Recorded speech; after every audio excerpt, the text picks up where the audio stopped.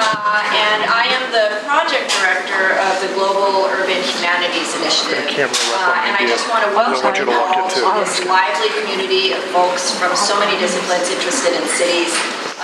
We're going to have just a few remarks from our principal investigators, Jennifer Walsh and Tony Cascardi. If you'd like to come up now, I'll let them say hello. And then after that, I'm going to give a little introduction to some of the stuff that's here on the walls. Then we're going to have some students give super quick lightning talks about their work. Faculty will talk about their upcoming courses. And then I'm going to tell you a little bit about some upcoming deadlines, events, and fellowship and funding opportunities. And then we'll get back to socializing, which is the important thing. So here is Jennifer Walsh, Dean of the College of Environmental Design and a co-principal investigator of the Mellon-funded Global Urban Humanities Initiative. Thank you, Susan. It's really it's wonderful to see everybody. And Tony and I were just saying, it feels like there's such a good, interesting, exciting buzz in the room. So I'm very pleased to see everybody and welcome you to this kickoff event for Global Urban Humanities. And as usual, phenomenally organized and illustrated by Susan and her team.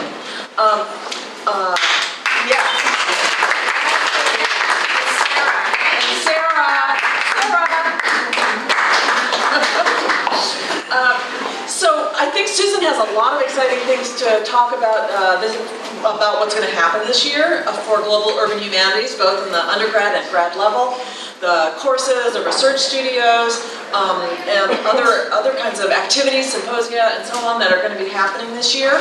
And so I'm not going to steal that thunder. But I do want to say that this collection of folks who are interested in the city as an object of study, but from a whole variety of perspectives on the humanities side as well as the environmental design side, has been incredibly generative. And I think if you go around and look at all the work, starting from the beginning, which is right there, all the way around, you'll see that this work is it doesn't fit easily in either one side of the house or another. It is the product of collaboration and teamwork and often ways of working that people are not all that familiar with. And so it's a time when people kind of suspend presuppositions and learn and are open to learning new ways of thinking about things, new epistemological approaches, and so on. And I think that's very exciting, and it's something that we're really glad has taken root and taken hold in the form of our graduate certificate and our undergraduate certificate, and then for everyone else who's not part of those specific programs, we're really glad to be able to create opportunities for this kind of interaction and intellectual dialogue. So I'm going to turn it over to Tony, who also wants to say a few words. Thank you. So I'm Tony Cascardi, Dean of Arts and Humanities, and with Jen, co-PI in this project. And there are a couple of words that were just said that sort of lit up very brightly on my radar screen. One of which is principal investigator, because in fact we actually do very little investigating. You all do the investigating, and it's really great to see so many returning participants, faculty and students, and then so many new faces. And it really feels like, as Jen said, there's a great energy in the room and a great interest, and certainly a lot of curiosity about the program. And the other is a word that Susan used, which was community. And indeed, there is a community that's in formation and in evolution and in process. And what's quite wonderful about this community is that it's very diverse intellectually and experientially. And one of our ambitions at the outset of this project was to put together, in sometimes clashing ways, but we hoped in productive ways, the methods and assumptions and practices of people who come from the arts and humanities side of things and those who come from the CED side of things. And many others outside of those two particular zones, including the social sciences and some of the other professional schools who have been involved in the project. But nonetheless, the very different assumptions and practices pedagogies and frameworks of these very disparate disciplines have come together in a really exciting way in this project. And for me, that has been the most interesting and most exciting thing about it. And I think for some of you in the room who are returning, and maybe some who are new, this subject area is the place you know you want to be, or you knew that you wanted to be. And we are very happy to have created an intellectual space and a program for that. For others, no doubt, this is a bit outside the box, or pushing the envelope of what you have been doing, what you might do. And I want to speak especially to those of you who might be in that situation, and that's to encourage you to push your limits, to go into places where you might not be completely comfortable. And I know that getting to graduate school and getting into any of these programs is quite extraordinary, and that means that you're incredibly accomplished already in what you do. And that accomplishment can sometimes lead you to be more risk-averse than you might otherwise be. And so I want to encourage you to be risk-prone, to put yourselves in contexts, whether it may be a studio situation, whether it might be doing site work, whether it might be producing materials that you're not used to, whether it might be looking at things from an historical perspective that you're not accustomed to. But in any case, to allow yourselves the opportunity to go into those zones where you're not completely comfortable, either with the intellectual framework or with the methods of working, or with the products of your work, because that's where really new and interesting things might happen.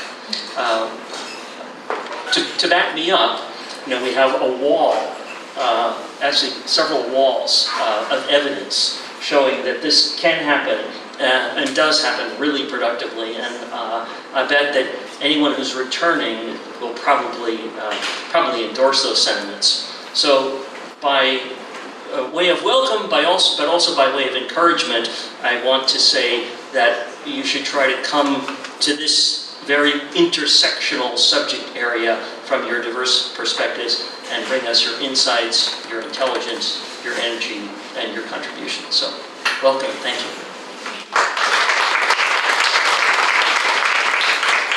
So I just want to say thank you once again to Sarah Huang, our wonderful program coordinator at Global Urban Humanities, who you all may have met. And where is Sarah right now?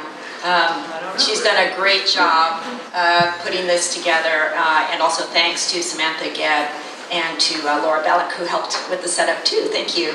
And before we go on, I just want to introduce you to one of the many folks who is among who works for one of the centers that we interact with a lot, and that's Claudia von Vacano, who is with the Digital Humanities at Berkeley program. And Digital Humanities, Berkeley Center for New Media, a whole lot of other interdisciplinary programs are our conspirators in breaking down silos across campus. And I just encourage you to talk to Claudia. She may have to leave early, but I just wanted to point her out to you.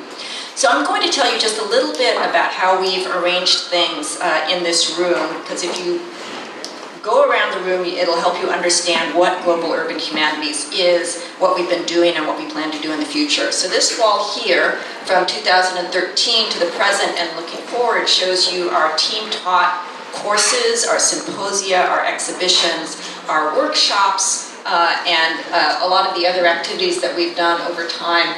And also looking forward, if you look at the final panel over there, which is this year, it'll tell you about what courses we have coming up. But there are a couple of interesting examples there of how the work has evolved and gone out into the world from our Global Urban Humanities experiments. There is an exhibition at the Richmond Arts Center called Califas, which is about art, about the US-Mexico border wall. That's curated by Michael Deere and Ronald Rael, who are faculty who have been teaching in our program. And you can see kind of patterns that are repeated, themes, and faculty who've been working together over time do things in an iterative way that then goes out into the world in a really productive way. So that's just one pattern I kind of want to point out on this wall.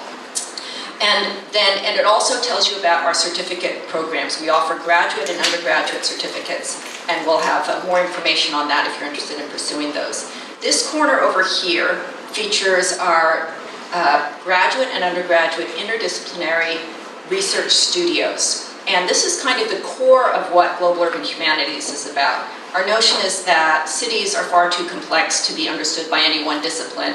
And so we bring together disciplines, not just in an interdisciplinary way, but in really trying to sometimes meld hybrid methods. And that's what we've been experimenting with in these studios, which draw on the tradition of the architectural studio and that tradition of site-based work, iterative work, making, designing, and presenting and refining work in an iterative way. But we designed these research studios so that students without a design background can experience this and enjoy the field work and work together with students who might come from architecture or planning. So we have students from literature, from music, from all kinds of departments, going to places like southern China, Mexico City, the US-Mexico border. We have also studios that went to Oakland and to a landfill about 4 miles from here, right on the San Francisco Bay. So if you look at these displays about the work products that the students made, you'll see that the research expresses itself not just in essays and traditional written forms, but also in creative products, whether they are videos, posters, performances. And so take a look and hang out in this corner. We have some videos on display. And there are also a lot of students here who were in those studio classes. So if you ask somebody, what is this thing, they might know. And then over here we have an example of one of our exhibitions. This was a mapping exhibition.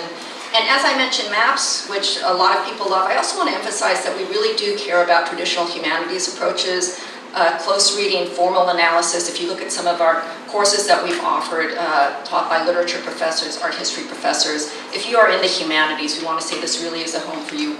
You're a really essential part of everything that we're doing here at the Global Urban Humanities Initiative. Finally, over in on that wall over there, we have a rogues gallery of our amazing, wonderful fellows, our graduate students and faculty fellows from so many different departments. And if you just look at their research interests, it's amazing. And imagine them in a room together. And then imagine yourself applying for that fellowship and maybe joining us the following year. So that's an opportunity that's coming up. So that's all I'm going to say about the room. And now I want to introduce our students who are going to give really brief talks about their work. And we are going to start with Amanda. Is Amanda here? Yes. Well, I'm Amanda Sue. I'm a PhD student in the English department. And in 2016, I took a Global Urban Humanities class with Professor Andrew Schinken, who's standing in the back, and Professor Lauren Croix, and it was called City of Memory. And in this class, we looked at memorials, we looked at monuments, we theorized about the relationship to things like history and trauma and time. And as for the evaluative part of the project, there were some students who did some extremely cool things like designing their own memorials and evaluating the local history and geography of Berkeley and doing all sorts of cool architectural projects. And I, on the other hand, chose the extremely inventive path of writing a seminar paper. And that actually worked out pretty well for me. I used some of the funding, the Global Urban Humanities funding for that class to go to South Korea that summer. And then I followed up that research with some more on-site research in places like New York and LA and SF. And I'd like to share with you some of I guess like the single image that drove my curiosity in this field. So this is a statue of a young girl that was erected in Seoul in 2011. And she's meant to symbolize one of the hundreds of thousands of comfort women who were across 12 different countries that were enslaved by the Japanese Imperial Army during World War II. And the important thing is that the Japanese government never officially apologized for the enslavement of these women. And so, if you can see there on the platform, I guess the image isn't exactly clear, but you can see spelled out in this mosaic, there's a figure of a crone on that platform, and she's supposed to represent the, one of tens now of women who are currently in their 90s who were once comfort women and who are still waiting for apology from the Japanese government. And the empty chair next to her that you see occupied by the teddy bear, that's supposed to symbolize the woman who died waiting for that apology that never came, and that is so unlikely to come. And my favorite thing about the statue is how it's situated. It's actually facing off against the Japanese embassy directly across the street in this literal standoff. And I think the thing that really drove my love for this project is its sheer interdisciplinarity. It's possible to read this statue in so many ways, right? You have the art historical kind of framework, where you think about how figural she is, as opposed to abstracted, right? Because we do have a very clear tradition of that. But it's also important to evaluate the geopolitics of this particular statue, the ways that set off demonstrations in cities across the world. The city of Osaka recently severed its sister relationship with San Francisco because San Francisco put up a Comfort One memorial, and in 2016, Japan recalled 2 of its diplomats from Busan because it set up a replica of the statue.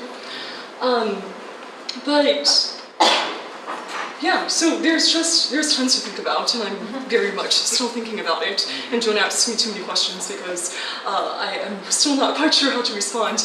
But yeah, I think the best thing about being in a classroom is being given the opportunity to care about something that you've never previously, until that point, learned to care about, and to contribute something that only you can contribute. And this class very much gave me that opportunity and that funding. So for that, I'm extremely grateful, and I hope you all get to enjoy that yourselves. Thank you. Next we'll have Undergraduate.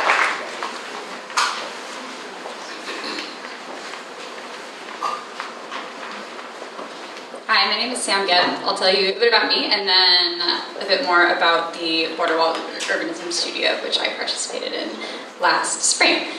So again, my name is Sam. I'm in my second of 4 years here as a concurrent master's student in architecture and landscape architecture. And upon arriving here last year, I was delighted to find GUH because I really love working between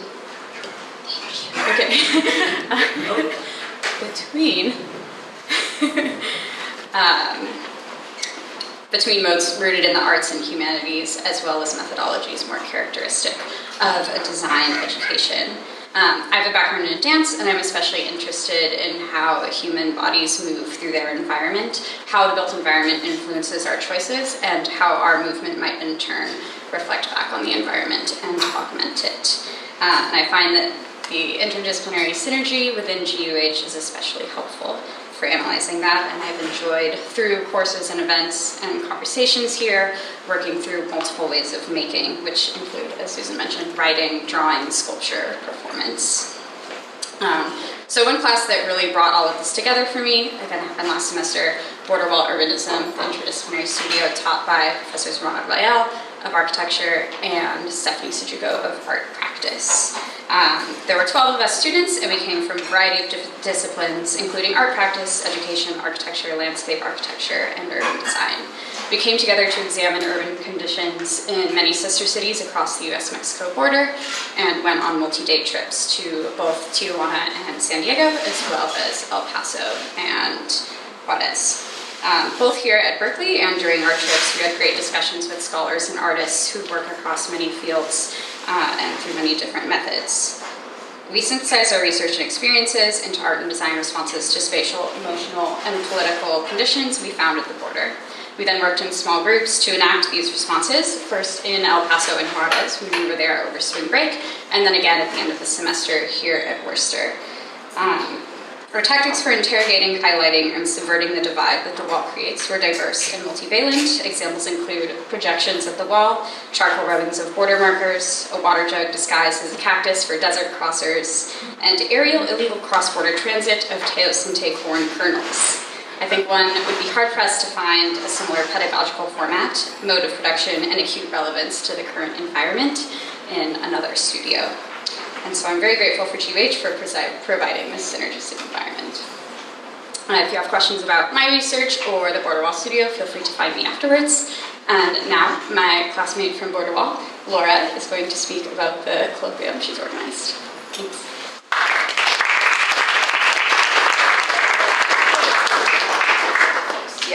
So before we get Laura up to talk about the cloakroom, we're going to have Katie O'Connor talk about another class, which was the Undergraduate Studio.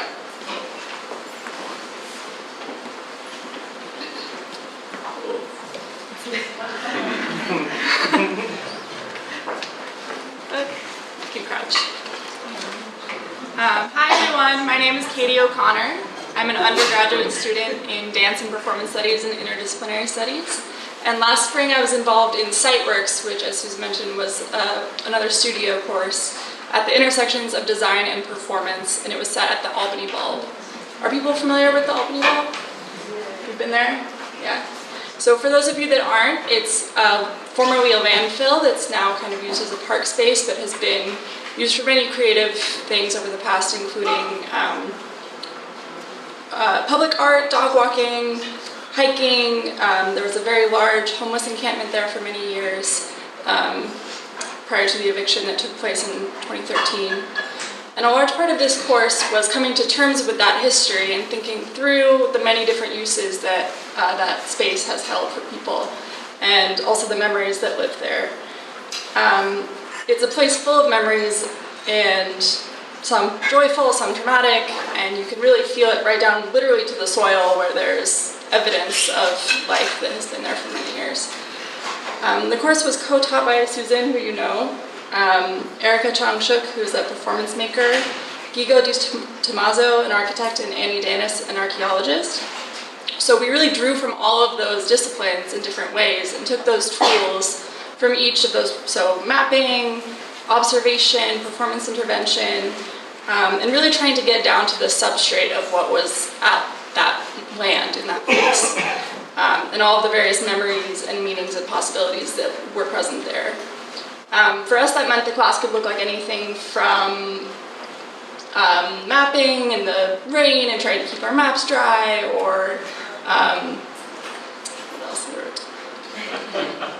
Reading a eulogy written on the face of a rock that someone had left there, or just climbing up a tree as fast as we could. Really a wide range of tactics to try to understand what was going on.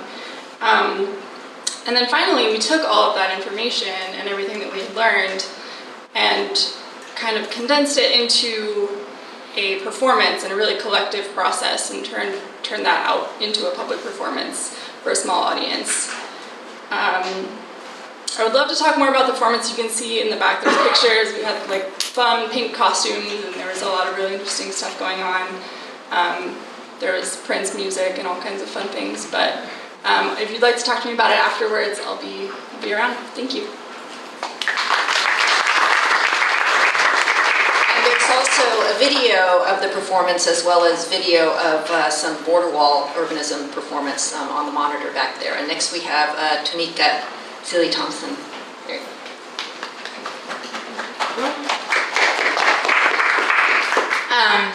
I feel really good to be here because I get to say some things that are true, but also are like really rah-rah about this program. So I'm coming here from Barbados.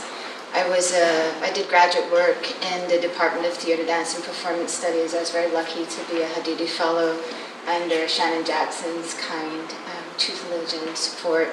I was a Regents Fellow, and I was coming back after 20 years of working as a curator, festival director, cultural producer in the Caribbean, and a lot all over the world, and I was like, what am I doing in graduate school? And I came to graduate school so that I could have a more critical perspective on some of the work I was doing. And a lot of that work was about defining and redefining what, now I would say something like post-colonial, post-modern relationships, this kind of, but to get this critical historical perspective and to also put it in relation to the body, put it in relation to space and time was just like what suited me.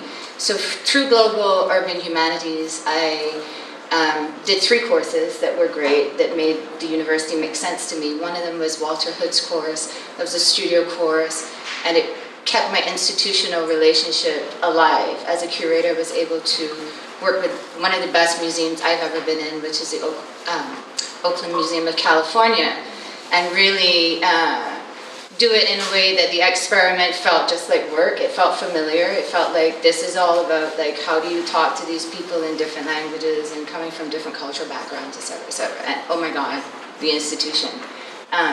So that was super useful, and everything about it is absolutely relevant to the work that I'm going to get to do after graduate work. The second thing that I did, I've been interested in women, race, place, the city, just because that's my life. And I'm interested in it from a Black woman's perspective. What does it mean to do this and feel this and imagine this against the grain of things that say to me that I can't? So I've been interested in Brazil for a long time, and I did Candace Slater's class, which was looking at the other in Brazil through literature and trying to think about how the other is presented in Brazil, and that was just a journey that I couldn't have imagined. And finally, I sort of was like on the Global Urban Humanities bandwagon and feeling really good about it, and I was like, right on, I'm going to get this certificate. I need one last course, and it was the best course that I've done so far, which was Professor Jason Lugar's course that he taught with Angela Marino, which gave me a big struggle around populism and how to think about art making and art in the city, but it helped me to be prepared for understanding performance and understanding politics and having this kind of like, having a perspective on it that I could use and feel. And so I'm sort of standing here a little bit nervous because I'm not like, oh, the poster child for global urban humanities going forward, because I'm sort of at a break moment with my graduate work, and it's a bittersweet moment as I look around this room. But having the honor of being able to speak the truth, which is, thank you. I hate having to do things where you're like, oh God, I have to say something nice. But I'm saying something true and something that means a lot to me, and I get to say it with gratitude, which is that if you are trying to think differently about what disciplinarity is, and I tend to be like anti-discipline, don't discipline me. I think that the phrase post-disciplinarity and interdisciplinarity, those are the things that I've been able to come away with from this program. And I feel like thinking about Brazil, Barbados, and the Bay Area, which I've been able to do through this work, is an exciting and very, it's instructive. And it's been instructive to me, and it makes me feel like I can write a book, or I can produce work that continues to make a difference. Whether I do it as a policymaker or as, an artist now, I can think of myself. So thanks. And I really encourage you to think very think about interdisciplinarity as a way to be in the university. If you feel like, dude, this is not my spot, or this is my spot, but I need something else, because everybody needs people to feel good about that. So thank you, Susan, and everybody.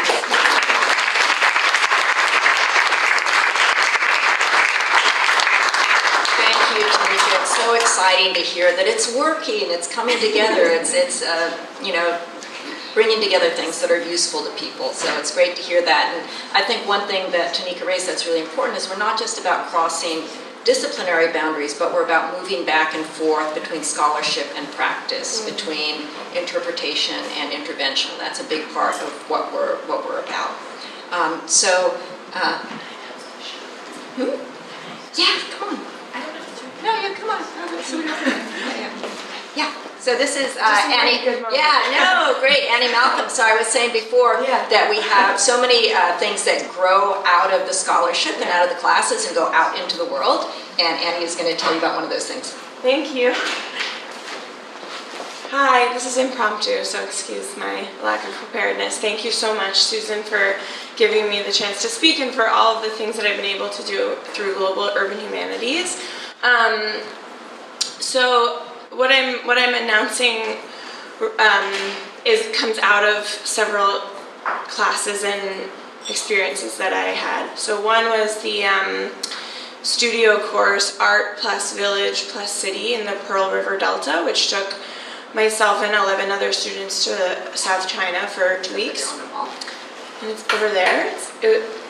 My colleagues in that class created really beautiful work, and I got to go back to Shanghai like 6 months after the course and install the work that my classmates made and work with architects in China on that.